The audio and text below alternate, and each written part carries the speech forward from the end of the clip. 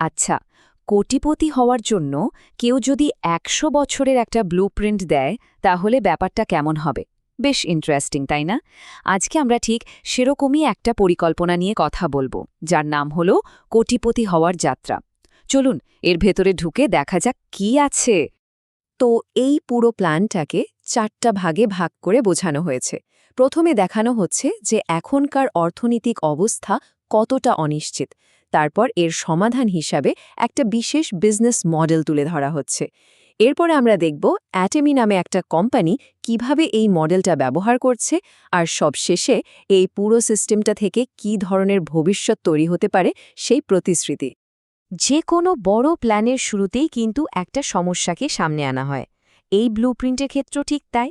সমস্যাটা হলো আমাদের আজকের এই অর্থনৈতিক পৃথিবী, যা কিনা সারাক্ষণই বদলাচ্ছে আর অনিশ্চয়তায় ভরা।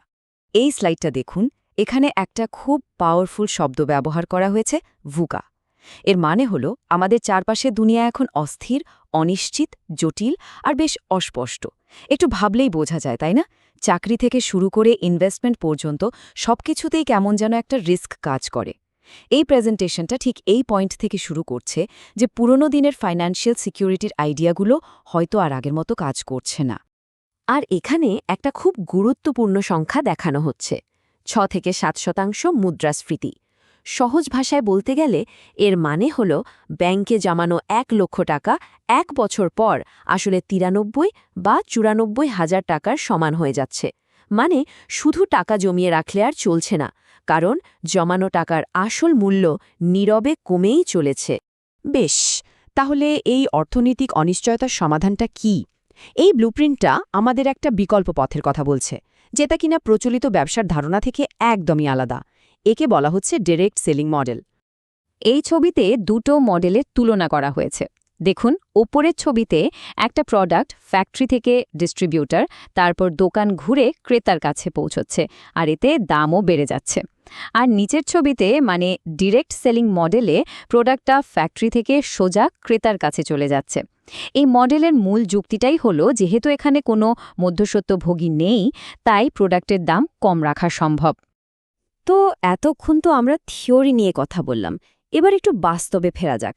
এই ডাইরেক্ট সেলিং মডেল ব্যবহার করে একটা কোম্পানি কিভাবে তাদের ব্যবসার প্রস্তাবনা তৈরি করেছে, চলুন অ্যাটমির প্ল্যানটা একটু ভেঙে দেখা যাক। অ্যাটমের পুরো ব্যবসার আইডিয়াটা মূলত ৩টা পিলারের ওপর দাঁড়িয়ে আছে। ১ হলো কোম্পানির প্রোফাইল, মানে তাদের পরিচিতি। ২ হলো তাদের প্রোডাক্ট বা পণ্য, আর ৩ হলো তাদের প্ল্যান বা আয়ের পরিকল্পনা। চলুন এক এক করে দেখা যাক। আচ্ছা, যে কোনো কোম্পানির ওপর বিশ্বাস জন্মানোর জন্য প্রথমেই দেখতে হয় তাদের পরিধি কতটা বড়। এই স্লাইডে ঠিক সেটাই দেখানো হচ্ছে যে অ্যাটমি শুধু একটা দেশের মধ্যে সীমাবদ্ধ নয়, বরং সারা বিশ্বে তাদের অপারেশন রয়েছে। এটাই তাদের একটা শক্তিশালী গ্লোবাল ব্র্যান্ড হিসেবে তুলে ধরার চেষ্টা। আর এই কথাগুলো প্রমাণ করার জন্য কিছু সংখ্যাও দেওয়া হয়েছে। যেমন বিশ্বজুড়ে ১৬,১০০ কোটি টাকার সেলস, আর প্রায় ১.৬ কোটি সদস্যের একটা নেটওয়ার্ক। এই সংখ্যাগুলো দিয়ে তারা আসলে তাদের বাজারের শক্তি বোঝাতে চাইছে। একটা গ্লোবাল কোম্পানির প্রোফাইল জানার পর স্বাভাবিকভাবেই প্রশ্ন আসে, তারা আসলে বিক্রিটা কি করে? এখানেই তাদের দ্বিতীয় পিলারটা সামনে আসে, প্রোডাক্ট। তাদের মূল ফিলসফি হলো অ্যাবসোলুট কোয়ালিটি, অ্যাবসোলুট প্রাইস, মানে সেরা কোয়ালিটির জিনিস সবচেয়ে কম দামে দেওয়া। এখন সেরা কোয়ালিটির দাবিটা প্রমাণ করার জন্য তারা তাদের কিছু হিরো প্রোডাক্টকে সামনে আনছে, যেমন হিমোহেম আর অ্যাবসোলিউট স্কিন কেয়ার। এগুলো তাদের সবচেয়ে সফল আর অ্যাওয়ার্ড জেতা কিছু প্রোডাক্ট, যা দিয়ে তারা ব্র্যান্ডের মান প্রতিষ্ঠা করতে চায়। শুধু যে দামি বা বিশেষ প্রোডাক্ট তা নয়, দৈনন্দিন ব্যবহারের জিনিস দিয়েও তারা তাদের জনপ্রিয়তা বোঝানোর চেষ্টা করে। যেমন তাদের টুথব্রাশ। দাবি করা হচ্ছে প্রতি সেকেন্ডে নাকি একটা করে বিক্রি হয়। ভাবা যায়? এই পরিসংখ্যান দিয়ে তারা বোঝাতে চায় যে তাদের প্রোডাক্ট সাধারণ মানুষের জীবনের একটা অংশ হয়ে গেছে। আর ফাইনালি আমরা চলে এলাম তাদের তৃতীয় পিলারে, প্ল্যান। এই টেবিলটা দিয়ে তারা নিজেদেরকে অন্য এমএলএম কোম্পানি থেকে আলাদা প্রমাণ করতে চাইছে। তাদের সবচেয়ে বড় আকর্ষণীয় পয়েন্ট হলো কোনো জয়নিং ফি বা মাসিক মেনটেন্যান্স ফি নেই। এটা নতুনদের জন্য ব্যবসায় ঢোকার বাধাটা অনেকটাই কমিয়ে দেয়। প্রোফাইল, প্রোডাক্ট আর প্ল্যান, এই ৩টা জিনিস বোঝার পর সবচেয়ে বড় প্রশ্নটা আসে, তো শেষ পর্যন্ত কি হবে? এই পুরো সিস্টেমের চূড়ান্ত লক্ষ্যটা আসলে কি? এখানে লিগেসি বা উত্তরাধিকারের ধারণাটা সামনে আসে। এই চার্টটা দেখাচ্ছে যে কোম্পানির লাভের একটা বড় অংশ কিভাবে সদস্যদের মধ্যে ভাগ করে দেওয়া হয়।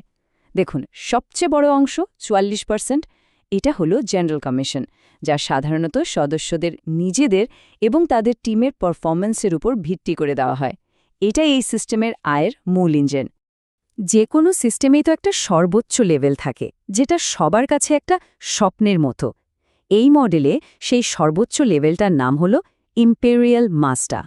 এখানে পৌঁছাতে পারলে শুধু যে নিয়মিত আয় আসে তা নয়, এর সাথে দেয়া হয় বিশাল অঙ্কের নগদ টাকা, লাক্সারি গাড়ি আর অনেক সুযোগ সুবিধা।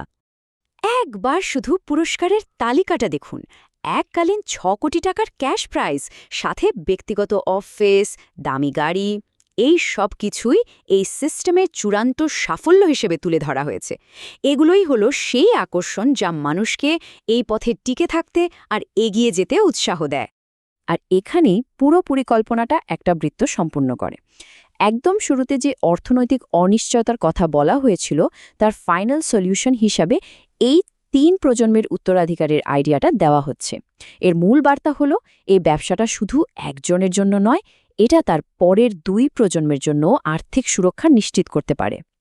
সবশেষে পুরো প্ল্যানটা কোম্পানির চেয়ারম্যানের একটা শক্তিশালী উক্তি দিয়ে শেষ করা হয়। আপনি যদি স্পষ্টভাবে স্বপ্ন দেখেন, তা অবশ্যই সত্যি হবে।